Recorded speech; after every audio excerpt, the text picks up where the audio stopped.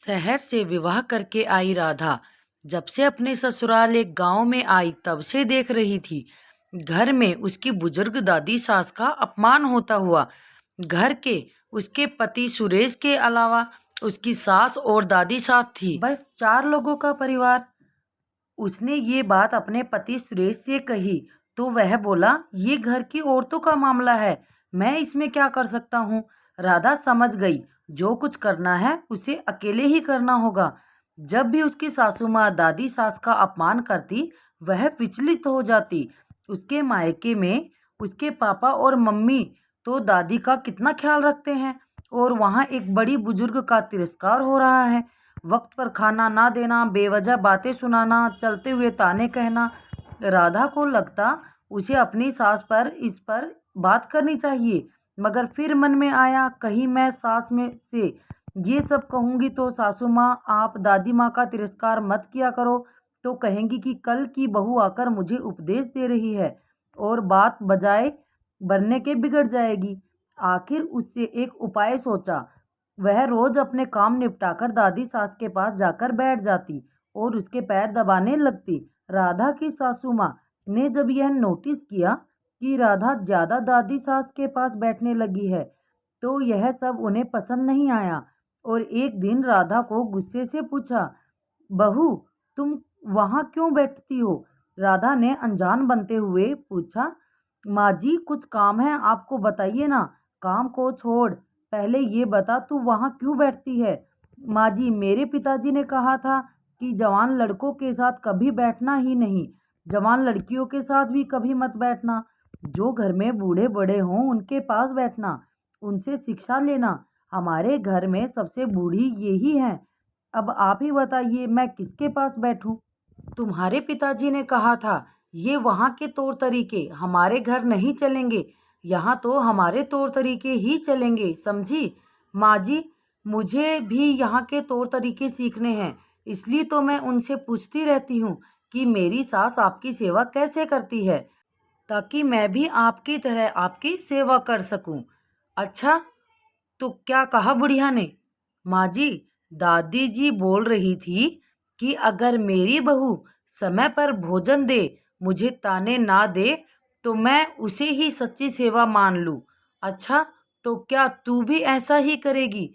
अब मैं ऐसा नहीं करना चाहती हूँ, मगर मेरे पिताजी ने कहा कि बड़ों से ससुराल के रीति रिवाज सीखना, जैसे वहाँ होता हो वैसे ही तुम्हें भी सीख कर करना होगा। राधा की बात सुनकर सास डर गई कि ये सब क्या है। यदि मैं अपनी सास के साथ जो बर्ताव करूंगी वही बर्ताव ये मेरे साथ करेगी, ये तो कल मेरे बुढ़ापे में मेरे लिए खतरनाक हो सकता है। अचानक एक जगह कोने में मिट्टी के बर्तन इकट्ठे पड़े देखकर सास ने पूछा, बहू ये मिट्टी के बर्तन क्यों इकट्ठे कर रखे हैं। राधा ने कहा, आप दादी जी को ऐसे ही बर्तन में भोजन देती हो, इसलिए मैंने पहले ही ये बर्तन जमा कर लिए हैं, ताकि कल। क्या मतलब, तो तू मुझे कल मिट्टी के बर्तन में भोजन कराएगी। जी, अब आप ही ने तो थोड़ी देर पहले कहा कि यहाँ आपके यहाँ के रीति रिवाज चलेगी। हमारे घर में तो बड़े बुजुर्गों को आदर से अच्छे बर्तनों में खाना परोसते हैं। अरे यह कोई रीति थोड़ी ही है। तो आप दादी सास को इन बर्तनों में खाना क्यों देती हो। माँ जी वो तो इसलिए कि थाली कौन मांजेगा, थाली तो मैं मांज दूंगी। ठीक है, तो तू आज से इन्हें थाली में खाना दिया कर, और ये मिट्टी के बर्तन उठाकर बाहर फेंक। अब बूढ़ी दादी जी को थाली में भोजन मिलने लगा। लेकिन राधा ने नोटिस किया, सबको भोजन देने के बाद जो बाकी बचे हुए हैं, खिचड़ी की खुरचन बची हुई दाल दादी माँ जी को दी जाती थी। राधा एक दिन ऐसे खाने को हाथ में लाकर देखने लगी तो सासू ने पूछा, क्या देख रही हो बहू। माँ जी मैं देख रही हूँ कि बड़ों को भोजन कैसे दिया जाता है, ये भी तो यहाँ की रीति होगी। ऐसा भोजन देने की रीति थोड़े ही है। मतलब, तो फिर आप दादी जी ऐसा भोजन क्यों देती हो। अरे बूढ़ों को पहले भोजन कौन देने जाए? आप आज्ञा दो तो मैं दे दूं। दे दिया कर, अच्छी बात है। अब बूढ़ी दादी जी को बढ़िया भोजन मिलने लगा। रसोई बनते ही राधा ताजी खिचड़ी, ताजा फुल्का, दाल साग ले जाकर दादी सास को दे देती।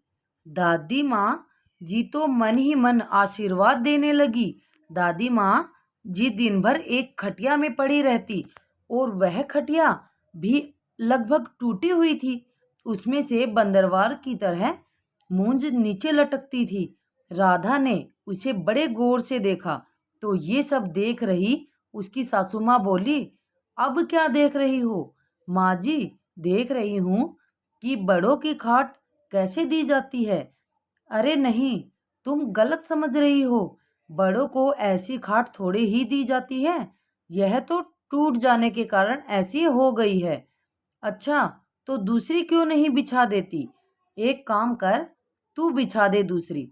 अब बूढ़ी दादी के लिए निवार की खाट लाकर बिछा दी गई। एक दिन कपड़े धोते समय राधा दादी जी के कपड़े देखने लगी। कपड़े छलनी से हो रखे थे। कपड़ों को गौर से देख रही राधा को उसकी सासू माँ ने कहा, अब क्या देख रही हो बहू? देख रही हूँ कि बूढ़ों को कपड़ा कैसे दिया जाता है।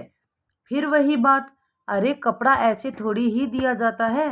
यह तो पुराना होने पर ऐसा हो जाता है। तो फिर वही कपड़ा रहने दे क्या, तू बदल दे। राधा ने मुस्कुराकर दादी माँ के कपड़े, चादर, बिछोना आदि सब बदल दिया। राधा ने बड़ी चतुराई के साथ अपनी सासू माँ को सीख दी। सास यह क्यों भूल जाती है कि वह जैसा अपनी सास के साथ करेगी वैसा ही सलूक हमारी बहू करेगी। धन्यवाद। मेरी वीडियो कैसी लगी? अगर अच्छी लगी हो तो like, share, comment and subscribe करना बिल्कुल भी ना भूलें। धन्यवाद।